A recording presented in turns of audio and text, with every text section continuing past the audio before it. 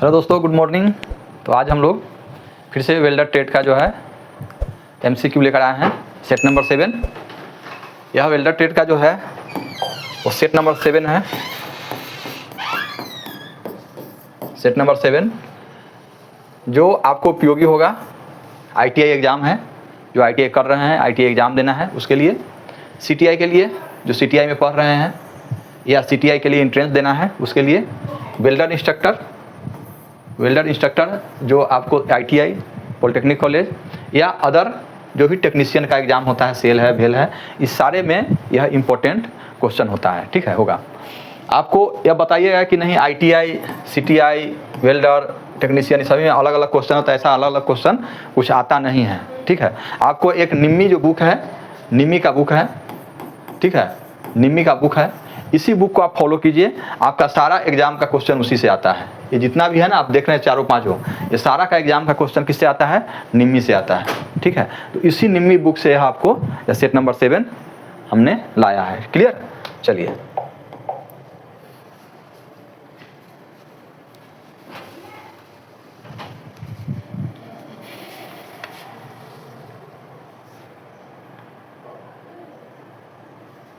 आइए। तो एक नंबर में what are the type of joint in friction welding, यानी फ्रिक्शन वेल्डिंग में ज्वाइंट का प्रकार क्या होता है, यानी फ्रिक्शन वेल्डिंग में कैसे ज्वाइंट, कौन सा ज्वाइंट होता है। हालांकि हम लोग ज्वाइंट पढ़े हैं ना, लैप, टी, बट, कॉर्नर और एज, ये 5 ज्वाइंट हम लोग देख लिए हैं। लैप जो एक दूसरे के ऊपर सटा करके लैप करके यहाँ वेल्डिंग किया जाता है, यहाँ वेल्डिंग किया जाता है, ये लैप हो जाता है। टी हो गया, इस तरह से वेल्डिंग करते हैं, यहाँ पर वेल्डिंग करते हैं तो टी हो गया। बट हो गया, जो आमने सामने वेल्डिंग होता है यहाँ पर, तो ये बट हो गया। ठीक है, कॉर्नर हो गया,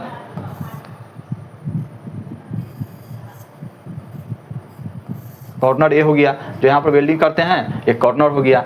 एज हो गया,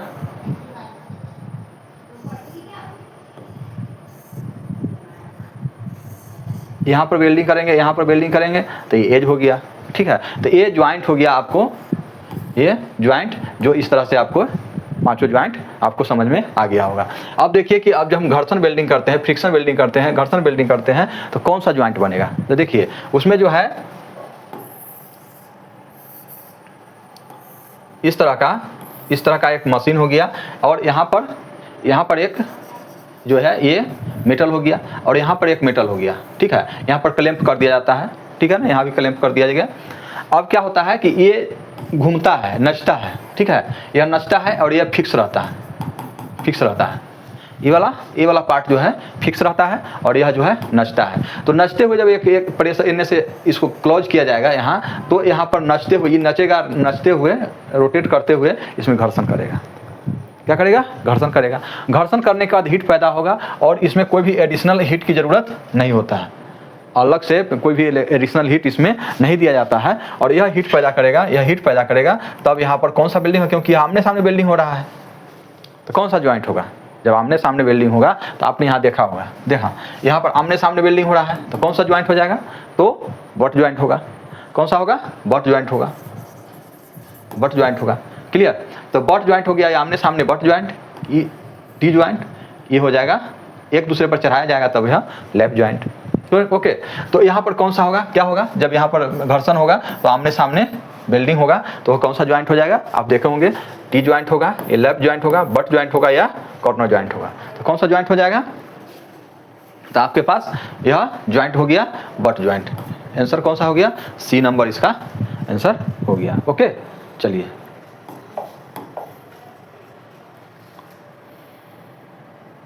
आइए। What is the non-consumable electrode of high melting point used in TIG welding? TIG welding में उपयोग होने वाले high melting point non consumable electrode कौन सा है? देखिए 3380 होता है, 3380 डिग्री सेल्सियस किसका मेल्टिंग पॉइंट? टंगस्टन का। कौन सी का उपयोग होता है? तो यह उपयोग होता है आपको टंगस्टन का उपयोग, इलेक्ट्रोड उपयोग किया जाता है, टंगस्टन का उपयोग किया जाता है। टंगस्टन देखिए,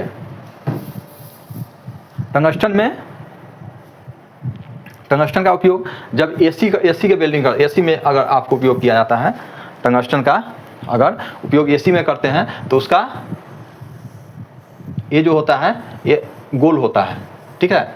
जब डीसी में करते हैं तो यह जो है ऐसा नुकीला होता है, क्लियर, ऐसा नुकीला आपको उपयोग किया जाता है। एसी में इस तरह से गोल उपयोग किया जाता है। ओके, चलिए प्योर जो है, प्योर होता है, प्योर जो टंगस्टन होगा वह एल्युमिनियम के लिए होगा,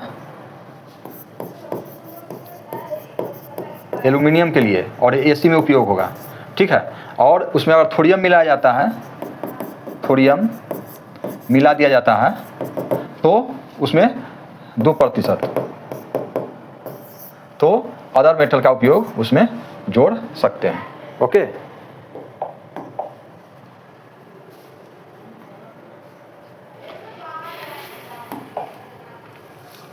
किसे GTAW भी कहा जाता है? Gas tungsten, gas tungsten arc welding, ठीक है।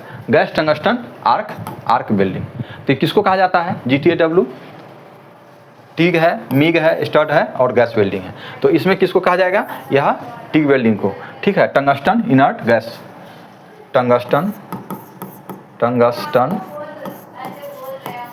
इनर्ट गैस वेल्डिंग, ठीक है। तो टंगस्टन इनर्ट गैस वेल्डिंग कौन सा होगा? तो टिग वेल्डिंग। टिग वेल्डिंग क्या कहलाएगा? टिग वेल्डिंग कहलाएगा टंगस्टन इनर्ट गैस वेल्डिंग।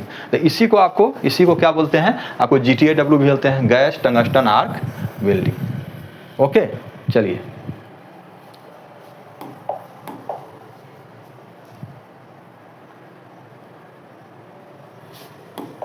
देखिए, चित्र में X दर्शाया गया है, ठीक है। कहाँ पर X दर्शाया गया है? तो यह X दर्शाया गया है, यहाँ से लेकर के ऐसे कवर किया हुआ है, इधर से ही कवर किया हुआ है। तो ये क्या है? ये जो है, ये जो आपको बताया जा रहा है वह क्या है, ठीक है। ये जो बताया जा रहा है यहाँ पर, ये क्या है? तो यह क्या होता है? जब देखिए, जब यहाँ आर्क वेल्डिंग किया जाता है, तो इसमें गैस का उपयोग होता है। तो यह गैस का उपयोग होता है, तो यह गैस क्या करता है? यह इसको कवर करता है। ये क्या करता है? गैस इसको कवर करता है। और ये क्या है? ये फिलर रड है, एक्स्ट्रा फिलर रड जो दिया जाता है वो फिलर रड हो गया। तो यह कौन काम करता है? यह गैस क्या कर रहा है? कवर कर रहा है। तो यह क्या करेगा? देखिए यहाँ टॉर्च है, तो टॉर्च नहीं है, वो सील्ड किया हुआ है। देखिए, सील्ड किया हुआ है, कवर किया हुआ है। सील्ड इसको क्या बोलते हैं? यह सील्ड जो है बीड जो बन रहा है, मोल्टेन पूल है, वो मोल्टेन पूल को क्या कर रहा है? यह सील्ड कर रहा है। तो यह जो दर्शाया गया वह क्या किया गया? तो यह सील्ड किया हुआ है, इसको सील्ड किया हुआ है। क्लियर? तो इसका आंसर क्या हो जाएगा? B number.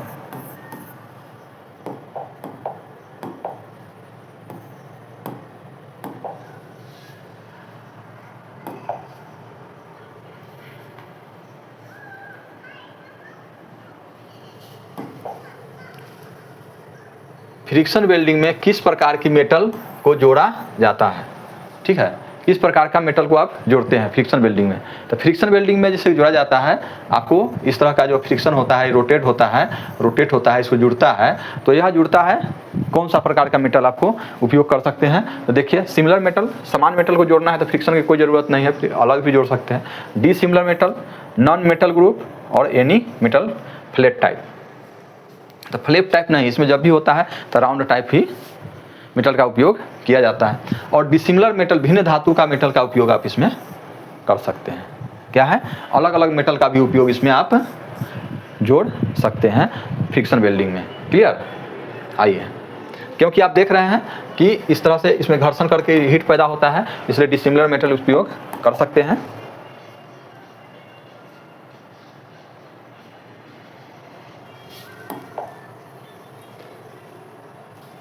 Laser beam welding में एक्स के रूप में चिन्हित किया गया भाग है, उसको क्या बोलते हैं? एक्स है। देखिए ये इसके बारे में, ये काला जो दिख रहा है, काला जो दिख रहा है यहाँ से ऐसा, तो यह ये जो काला दिख रहा है वह क्या चीज़ है?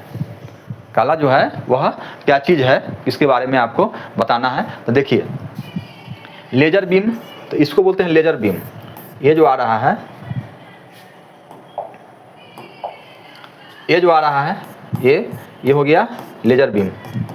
ये जो है यह फोकसिंग लेंस है, लेंस है, ये लेंस है, ठीक है। फोकसिंग लेंस है ये वाला, और लेजर बीम है ये वाला। अच्छा, ये आपको फ्लैश लैंप यहाँ पे है, ये आपको है गया फ्लैश लैंप, ठीक है, इसको बोलेंगे फ्लैश लैंप। कूलिंग सिस्टम इसमें है, यही है, इसमें है कूलिंग सिस्टम। ये जो है ना, ये जो बार दिख रहा है, ये कूलिंग सिस्टम है। ये तो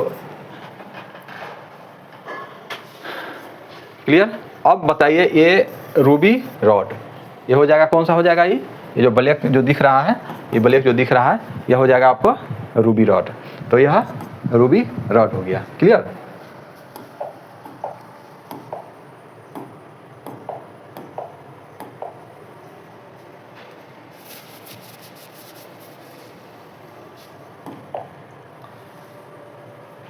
लेजर बीम वेल्डिंग में किस क्रिस्टल यानी रॉड का उपयोग किया जाता है?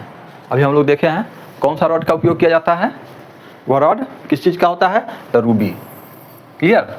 आयरन का नहीं, कॉपर का नहीं, स्टेनलेस स्टील का नहीं, किस चीज़ का होता है? लेजर बीम वेल्डिंग में जो रॉड उपयोग किया जाता है वह रूबी रॉड होता है। ओके।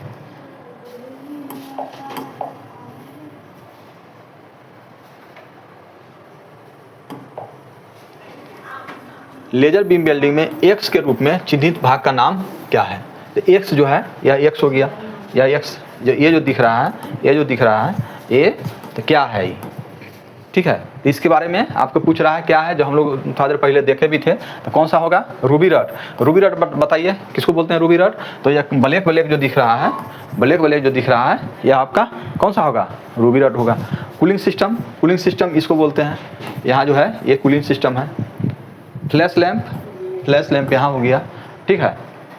और ये आपका कौन सा हो जाएगा? ये लेजर बीम हो जाएगा। जो यह दिख रहा है, यह लेजर बीम हो जाएगा। ओके।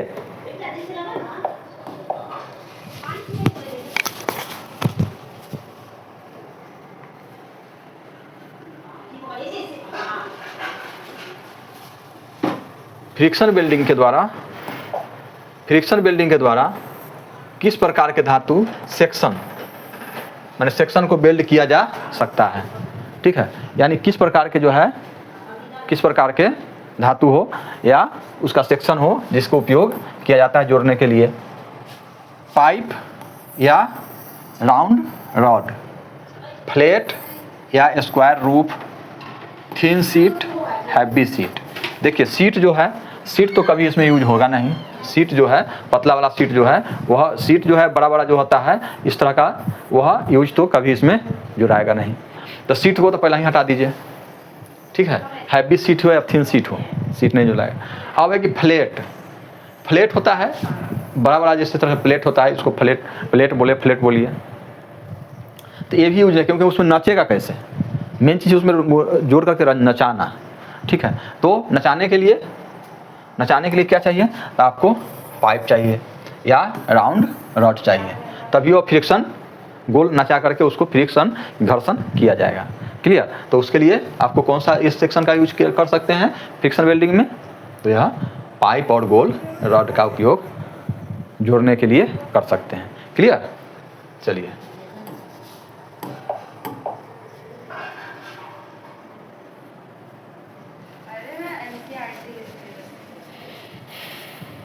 आइए, फ्रिक्शन वेल्डिंग का सिद्धांत क्या है? फ्रिक्शन वेल्डिंग का इस सेट में लगता है फ्रिक्शन वेल्डिंग का ही कम से कम अधिकतर क्वेश्चन हो गया।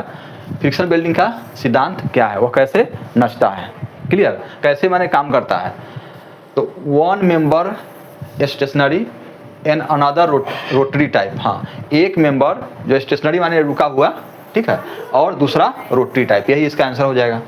पहला ही इसका आंसर हो गया। क्या हो जाएगा? एक जो है उसमें स्टेशनरी रहता है, फिक्स रहता है, और दूसरा क्या करता है? रोटरी टाइप होता है।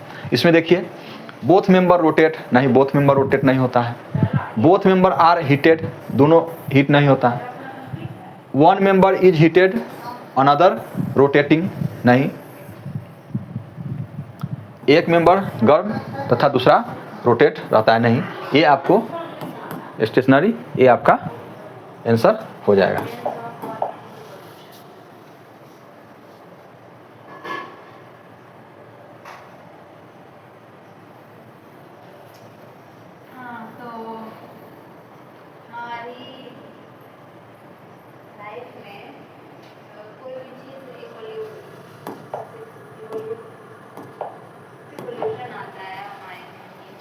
देखिए यही मशीन है, ये मशीन है। देखिए यहाँ एक रॉड है ये, और एक यहाँ पर है रॉड है, इसमें फिक्स किया जाता है, पुल्ली है, इसमें फिक्स किया जाता है। और यह क्या हो गया? यह नचता है। यह क्या होता है? ये फिक्स रहता है। कौन होता है ये फिक्स रहता है, ठीक है, स्टेशनरी रहता है।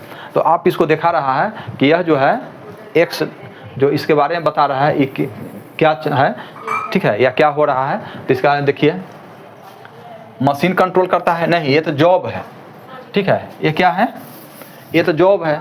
एक पाइप है, ठीक है, पाइप कहिए, गोल रॉड कहिए, यह पाइप है, गोल रॉड है, इधर से ही रॉड है, दोनों को जोड़ना है, दोनों को जोड़ना है। तो इसको नचा करके इस दोनों में सटेगा, जैसे ही सटेगा वह हीट पैदा हो जाएगा। तो यह रॉड है, पाइप है, यह भी पाइप है, और दोनों को जोड़ना है। तो क्या है? मशीन तो नहीं है। रोटेट मेटल पाइप, देखिए rotate metal pipe, rotate metal pipe किधर हो गया? रोटेट मेटल पाइप इधर हो गया।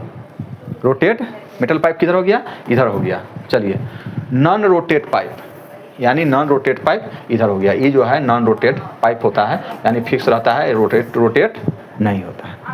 क्लियर? तो ये हो गया आपको non rotate pipe. Direction of pressure नहीं, यह नॉन रोटेट पाइप हो जाएगा। ओके,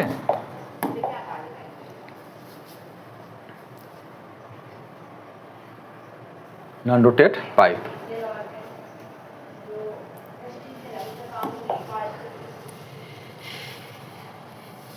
किस वेल्डिंग प्रोसेस में एक्सटर्नल हीट का सप्लाई की आवश्यकता नहीं होती है?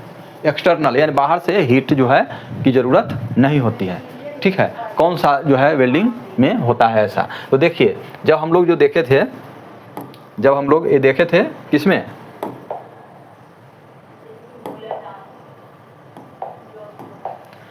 जो फ्रिक्शन वेल्डिंग देख रहे थे, चाहे फ्रिक्शन वाले भी देख रहे हैं, तो उसमें क्या है? एक्सटर्नल जो है आपको हीट की सप्लाई स्टेशनर माने अलग से नहीं किया जाता है, एक्सटर्नल नहीं किया जाता है। Seam welding, friction welding, flash welding, spot welding. देखिए इसमें सीम वेल्डिंग जो है रेजिस्टेंस वेल्डिंग का जो है भाग है। रेजिस्टेंस वेल्डिंग में सीम वेल्डिंग होता है, फ्लैश बट वेल्डिंग होता है, या स्पॉट वेल्डिंग होता है, ठीक है। स्पॉट वेल्डिंग, प्रोजेक्शन वेल्डिंग होता है,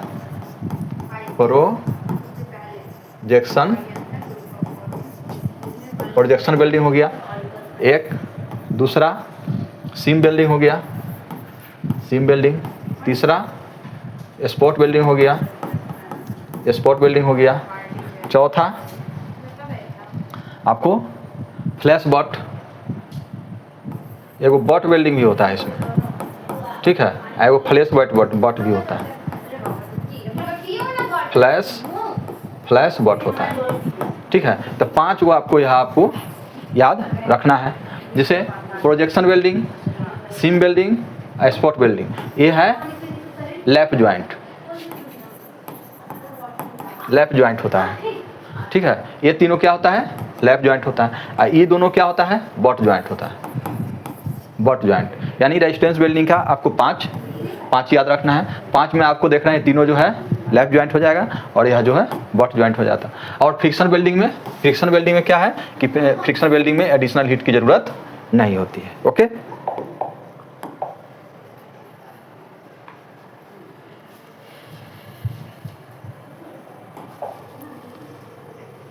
उच्च दबाव लगाने से फ्रिक्शन वेल्डिंग किस अवस्था में पूर्ण होती है? ठीक है, तो किस अवस्था में पूर्ण होती है? तो प्लास्टिक स्टेज में। प्लास्टिक स्टेज, जैसे कि वह घर्षण होता है, घर्षण करके थोड़ा सा हीट होता है, हीट करने के बाद उसमें दबाव दिया जाता है, दबाव देने के बाद यह प्लास्टिक स्टेज में होता है। प्लास्टिक स्टेज में होता है तो क्या होता है? यह वेल्डिंग हो पाता है। क्लियर?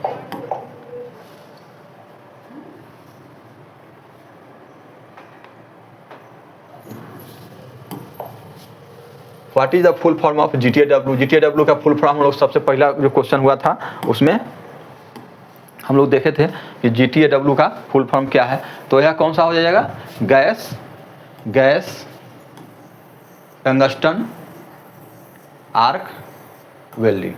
क्लियर? तो इसका आंसर क्या हो जाएगा? यह C नंबर इसका आंसर हो गया। Okay,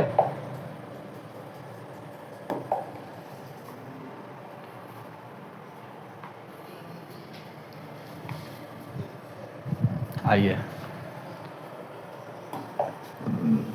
what is the angle of electrode tip by setting DCEN SS welding by TIG welding, TIG process. यानी टिक वेल्डिंग के द्वारा अगर SS का वेल्डिंग करते हैं, DCEN इलेक्ट्रोड निगेटिव, तो यहाँ कौन सा हो गया? पोलरिटी स्ट्रेट पोलरिटी हो गया DCEN। रिवर्स पोलरिटी में DC electrode positive. Clear?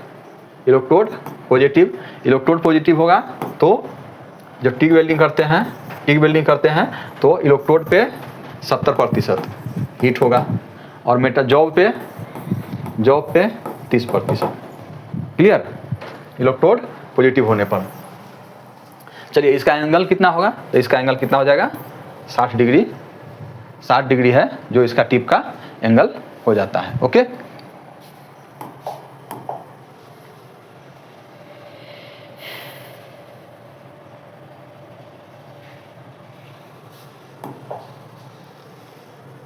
X के रूप में जो चिन्हित किया गया है वो डिफेक्ट का क्या नाम है?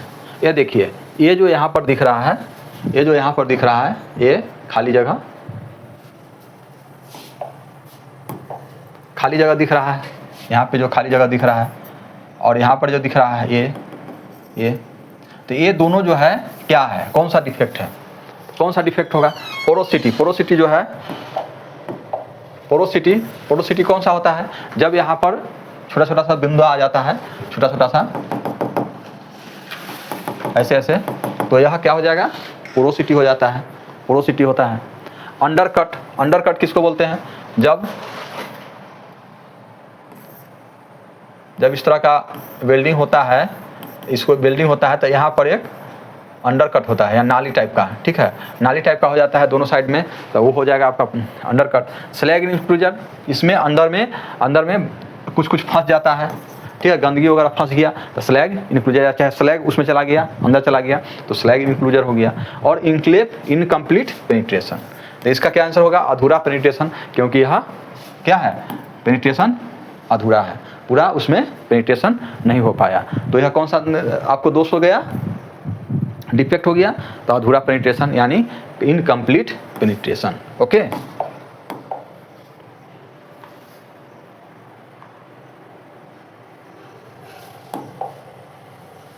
फ्रिक्शन वेल्डिंग प्रोसेस में हीट का सोर्स क्या होता है?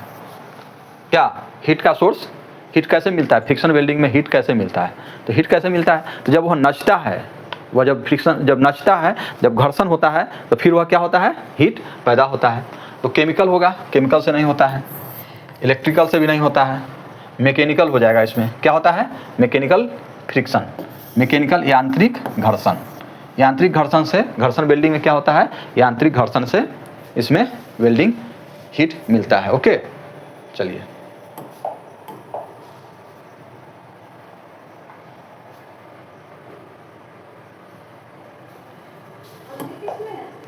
धातु का कौन सा गुण फ्रिक्शन वेल्डिंग के उपयोग की अनुमति नहीं देता? ठीक है, कौन सा गुण है जो धातु को फ्रिक्शन वेल्डिंग में अनुमति नहीं देता है? क्लियर? तो metal with high compressive strength, metal with low compressive strength, metal with high tensile strength, metal with low carbon content. देखिए कम कंप्रेसिव जो है, लो कंप्रेसिव जो स्ट्रेंथ है, जो कम कंप्रेसिव स्ट्रेंथ होगा फ्रिक्शन में, तो वह काम नहीं करेगा। देखिए उच्च कंप्रेसिव अधिक दबाव वाला जो होगा मेटल वो उसमें लगेगा। अगर ज़्यादा मुलायम अगर घर्षण वेल्डिंग में दे दीजिएगा तो वह उसमें नहीं काम करेगा। तो कम कंप्रेसिव जो स्ट्रेंथ वाला होगा वह इसमें अनुमति नहीं होती है। उच्च टेंसाइल स्ट्रेंथ का भी हो सकता है, कम कार्बन कंटेंट वाला धातु भी हो, फिर भी हो सकता है, लेकिन यहाँ कम कंप्रेसिव स्ट्रेंथ का उसमें यूज नहीं हो पाएगा। क्लियर?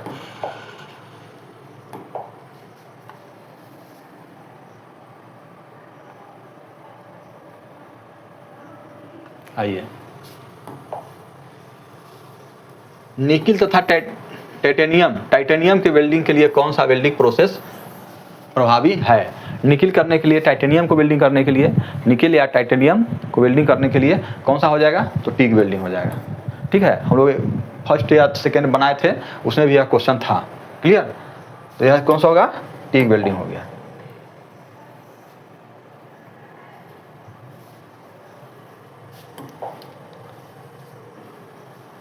कौन सी welding process non consumable tungsten electrode तथा बेस मेटल के बीच इलेक्ट्रिक आर्क बनता है?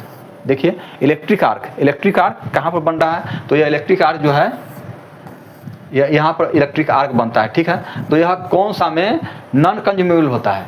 नॉन कंज्यूमेबल होता है और टंगस्टन का इलेक्ट्रोड होता है। तो भाई हम लोग तो टंगस्टन का इलेक्ट्रोड कौन सा पढ़े? एक ही पढ़े हैं, वो कौन सा में? टिग वेल्डिंग में। ठीक है, तो टंगस्टन का इलेक्ट्रोड और मेटल के बीच जो आर्क बनता है वह कौन से बनता है? तो टिग वेल्डिंग में बनता है। क्लियर? चलिए, ओके, थैंक यू। फिर मिलते हैं नेक्स्ट सेट में, तब तक के लिए गुड बाय।